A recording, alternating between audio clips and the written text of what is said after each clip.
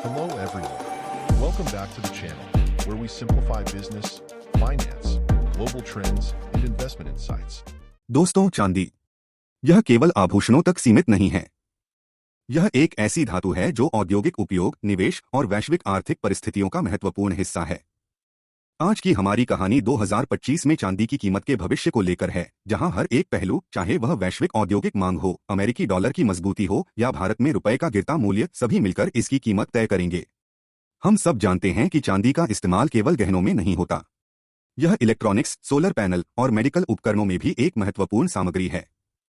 भारत जैसे देश, जहां हरित ऊर्जा की क्रांति ने जोर पकड़ लिया है, सोलर पैनल की मांग तेजी से बढ़ रही है। इंटरनेशनल एनर्जी एजेंसी (IEA) का कहना है कि 2025 तक सोलर एनर्जी इंडस्ट्री में चांदी की खपत में 20% तक वृद्धि हो सकती है। सिर्फ सोलर पैनल ही नहीं, बल्कि स्मार्टफोन, लैपटॉप और इलेक्ट्रिक वाहनों में भी चांदी की जरूरत बढ़ रही है। यह बढ़ती मांग चांदी को केवल एक धातु से ज्यादा एक रणनीतिक संसाधन बना देती है। अब बात करते हैं चांदी की आपूर्ति की। दुनिया में चांदी के सबसे बड़े उत्पादक देश मेक्सिको, पेरू और चीन हैं। लेकिन इन खदानों से निकासी की लागत हर साल बढ़ती जा रही है। इसके अलावा खनन कार्यों पर पर्यावरणीय प्रतिबंध और ऊर्जा की बढ़ती कीमतों ने चांदी की आपूर्ति को और मुश्किल बना दिया है। चौंकाने वाली बात यह है कि चांदी का लगभग 70% उत्पादन अन्य धातुओं जैसे सोना, तांबा और जिंक की माइनिंग से होता है। अगर इन धातुओं की मांग कम होती है तो चांदी का उत्पादन भी कम हो सकता है। अब कहानी में मोड़ आता है, जहां डोनाल्ड ट्रंप फिर से अमेरिका के राष्ट्रपति बनते हैं। ट्रंप की नीतियों ने हमेशा से अमेरिकी डॉलर को मजबूत किया है। उन्होंने संकेत दिया है कि जो देश वैश्विक व्यापार में डॉलर का उपयोग नहीं करेंगे, उन्हें अमेरिकी व्यापार प्रतिबंधों का सामना करना पड़ेगा। इससे डॉलर मजबूत होगा और चांदी जैसी कमोडिटी की अंतर्राष्ट्रीय कीमतें गिर सकती हैं। लेकिन भारत के लिए तस्वीर कुछ अलग है। अगर रुपया कमजोर होकर 90 रुपए प्रति डॉलर तक पहुंचता है, तो भारतीय बाजार में चांदी की कीमतें आसमान छू सकती हैं। दोस्तों, अगर दुनिया में शांति और स्थिरता बनी रहती है, तो औद्योगिक गतिविधियों में तेजी आएगी। इसका सीधा असर चांदी की मांग पर पड़ेगा, खासकर सोलर पैनल और इलेक्ट्रॉनिक्स इंडस्ट्री में।